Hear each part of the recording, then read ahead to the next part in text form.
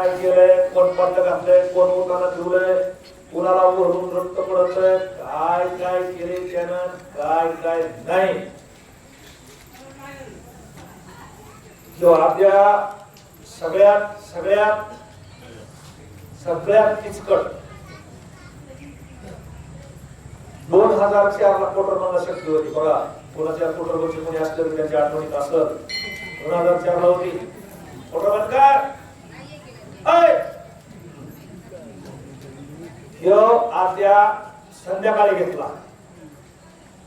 आता ते आमचे सुधाकर महाराज म्हणजे सुधाकर महाराजच ते हिटलर. आता या आद्यामध्ये असले ज्याला लय जाणत पण करायचे का त्याला हे वाटलं ऐकायचं.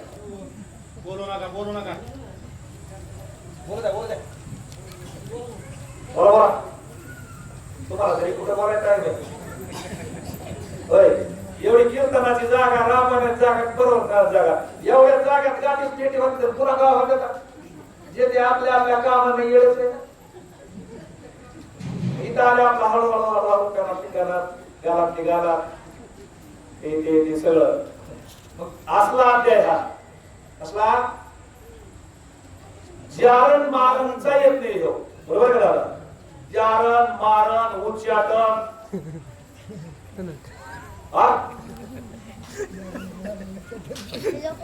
शिकायचं काय याचा अध्याय ठेव. जेणेकरून माझ्या लहानपणी काही चालते आवसा गिरणाच्या दिवशी पाण्यात जाऊन बसत कर तसला अध्याय ठेव. गिरणाच्या दिवशी पाण्यात बसायचा नाही तर एखादे मोड गेलं की रात्र जाऊन त्याचं मुडकं काढून आणायचा. किंवा अध्याय बरोबर का नाही? अध्याय काय होता का जवळ मला खरं पड यानं सप्तावरण लावले होते. कशाला? त्याच्या यज्ञाला. अहंकारा पुत्रपास आमच्या तात्या महाराजांनी सांगितले पण ते ओळी वाचून दाखवली नाही. अहंकारा पुत्रपास स्वजनग्रह ग्रहपास किती झाले? 6. आणि अशा पास 7वा या सप्तपाशाची निवृत्ती. आणि हे केव्हा सांगायचं होतं? हे भूता मारोत्राला शरणारे पण केव्हा? आपला गेल्या शनिवारी विषय झाला. माणूस स्मशान भूतून येताना काय काय म्हणत येतं त्याला किती वेळा नाव म्हणावं त्याचा सुद्धा वेळ लागत नाही. फक्त मसनवाटा संपला विसरून जाते. तसं आता एक विषय बघा. मारोत्राने रामाच्या नावाचा भूकार केला, जय जयकार केला, भूतावळीची शक्ती फुटली. रामाच्या नावापुढं हे जे जारण मारण उच्चाटन करणी कोडगा लिंबू बायरवासा मूळ काय असेल का हे ज्याच्या मुखात नाम आहे, ज्याच्या मुखात राम आहे, ज्याच्या मुखात कृष्ण आहे, ज्याच्या मुखात हरी आहे त्याला हे काही करू शकत नाही. म्हणजे मारुत्राने रामाच्या नावाचा गजर केला, भूतावळीचं काही चालला. मग त्याने काय केलं? हरी प्राप्तीशी उपाय धरावे संताचे ते पाय. मारुतीरायाच्या पायाला लागल्या त्या भूतावळी सगळ्या कोणत्या असतील ते द्या. आता म्हणल्या देवा हे मारुतीराया आम्ही काही तर मनाने आलेलो नाही, आम्हाला तो कधी बसलाय का कधी त्यानं आम्हाला मंत्राचा जीव खेळून टाकलाय. आम्हाला हे सप्त आवरण आहे. पहिलं आवरण सापाचं होतं वाटतं बरोबर ना? काट्याचं पुन्हा सापाचं आता ही भूतावळी अजून पुढे काय असते ना. आणि आम्हाला त्यांना असं खेळून ठेवलं नाही का मध्ये कुणाला येऊ द्यायचं नाही. जुने माणसं जुने बापू जुने माणसं धनाचा हंडा पुरून ठेवायचे आणि त्याच्यावर कणकीची बाहुली करून ठेवायचे, कणकीचा साफ करून ठेवायचे आणि ते पुरून टाकायचे. ते ज्याच्या नशिबात असेल त्याला ते पचनी पडायचं, नाहीतर घरात सगळेच वाजायचे, घरात सापच निघायचा. म्हणजे त्यावेळेस तसं ह्या इंग्रजीतानं हे कारस्थान करून ठेवलेलं आहे. ते म्हणले आपण पुढेही बहुत आम्हाला ओलांडलं तुम्ही राम नामाच्या जीवावर, पण पुढे त्यानं असं मायाजाळ निर्माण करून ठेवलंय, असं मायाजाळ निर्माण करून ठेवलंय ते सुद्धा तुम्हाला भेदणं अत्यंत अवघड आहे, ते सुद्धा तुम्हाला परिकष्टानच पार करावं लागेल. तेव्हा तो चंडाळ माझा बघा, काही लोकांचे यज्ञ चांगल्या प्रकारचे असतील आणि काही लोकांचे एकच आहे. आता लय लांब केल्यावर लय लांब.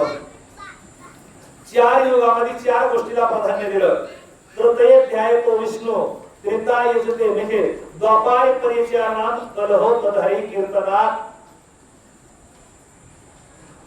त्या सत्ययुगामध्ये ध्यानाला प्राधान्य होतं, त्रेतायुगामध्ये यज्ञाला प्राधान्य होतं आणि द्वापार युगामध्ये पूजाला प्राधान्य होतं आणि कलियुगाची करावे कीर्तन तेने नारायण जैन भेटी आणि कलियुगी उतार हरीच्या नामे.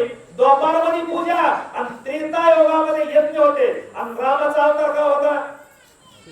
त्रेतायुगातच होता.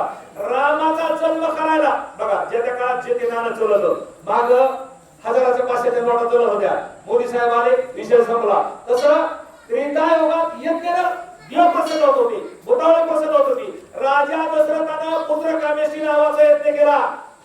काय केला? यज्ञ केला. मुलं झाले का नाही? मग त्याच काळात इंद्रजित त्यांना मारण्याचा यज्ञ करतोय. म्हणजे त्यावेळेस यज्ञ केल्याशिवाय देव प्रसन्न होत नव्हता. कृष्णाच्या अवतारात, कृष्णाचा अवतार द्वापारातला आहे, पूजा केल्याशिवाय त्यावेळेस देव प्रसन्न होत नव्हता. आपल्या धर्मराजानं सर्वांच्या आधी पूजा कोणाची केली? कोणाची केली? मालूम नाही. धर्मराजानं राजसूय यज्ञामध्ये सगळ्याच्या आधी पूजा कोणाची केली? कृष्णाची. त्याच्यामुळे ते शिशुपाळ उठला ना, शिलादेव. मग त्यावेळेस कृष्णाची पूजा केली. पूजा केली म्हणून कौरव मारावं लागले, यांना सहकार्य करावं लागलं. प्रसन्न झालं का नाही? म्हणजे द्वापारमध्ये पूजा आणि कलियुगात फक्त देवाचं नाव. मग त्याचा यज्ञ होता, आसुर यज्ञ होता. तो बोलण्यासाठी हनुमानजी, विभीषण, लक्ष्मण, नळ, नीळ, जमन कोण असते ते सगळ्यांचे सगळे तयार होते. बोल नका ऐसे हनुमंते ऐकता राम नाम स्मरण अवस्था शस्त्र दैव का समजता गेल्या निर्मुक्त राम नामे. पुढं शस्त्र देवता, पुढं शस्त्र देवता. बिगर हातात धरलेली तलवार तिथं पारा करीत होती. तुमच्या मिलिटरीतली बंदूक बिगर घोडा दाबतात, समोर माणूस आला की आपोआप बटन मशीन करत होती. बिगर हातात धरता मुदगुळ, बिगर हातात धरता गदा, तोमर, पट्टीस, हे शस्त्र मंत्राचा जोर तिथं पहारा करीत होते. मग हे पुढे सांगितलं, पुढे सांगितलं भूतानं. मारुतीला प्रसन्न कोण झालं? भूत.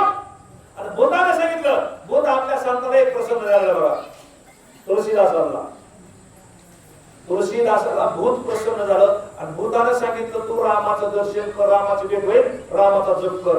तसं मारुतीला भूतावळी प्रसन्न झाली. पुढे शस्त्र देवता म्हणले तुम्ही काय करा. मग मारुतीने एकदाच गजर केला, सगळ्यांनी मोठ्याने म्हणायला लावलं आणि ती शस्त्र देवता प्रसन्न झाली. कुणाला? मारुतीला. काय म्हणले? शस्त्र देवा का समस्त नमस्कार लिया हनुमंता करण इंद्राजिताच्या घाता यश सर्वाता पावालो. आशीर्वाद बघा, आशीर्वाद कुणाचा मिळतो हे महत्वाचं नाही.